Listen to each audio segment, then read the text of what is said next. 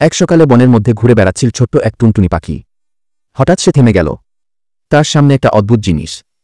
সেটা ছিল একটা ডিম, কিন্তু একেবারে অসাধারণ। ডিমটা থেকে গোলাপি, নীল আর সোনালি রঙের আলো বের হচ্ছিল। ঝলমল করছিল যেন জাদুতে ভরা। টুনটুনি চোখ বড় বড় করে তাকিয়ে রইল, তারপর কৌতূহলে মাথা কাত করে বলল, এটা কিসের ডিম?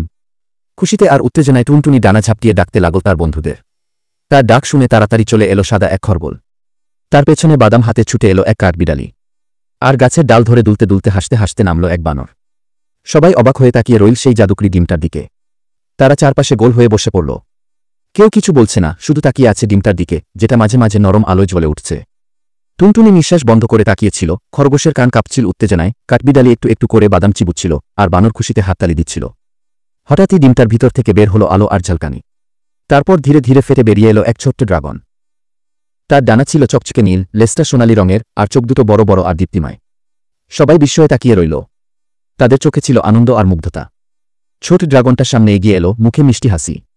তারপর কোমল কণ্ঠে বলল, আমি বন্ধু খুঁজছি। এই কথা শুনেই চারপাশে আনন্দের ঝলক। টুনটুনি উড়তে শুরু করল গান গেয়ে, বানর গাছে লাফালাফি করতে লাগল, খরগোশ লাফিয়ে লাফিয়ে ঘুরতে লাগল, আর কাঠবিড়ালি খুশিতে ঘুরে ঘুরে তালি দিতে লাগল। ড্রাগনটা উড়তে শিখে ছোট্ট করে পাখা নাড়ল, আর আকাশে ফুটে উঠল এক বিশাল রংধনু। সবাই একসাথে হাসছে, খেলছে আর নাচছে। নতুন বন্ধুকে পেয়েই যেন তাদের আনন্দ আর ধরে না। শেষে সবাই একে অপরের দিকে তাকালো, আর রঙিন আলোতে ভেসে আসে এক মিষ্টি বার্তা, বন্ধুত্বই শক্তি।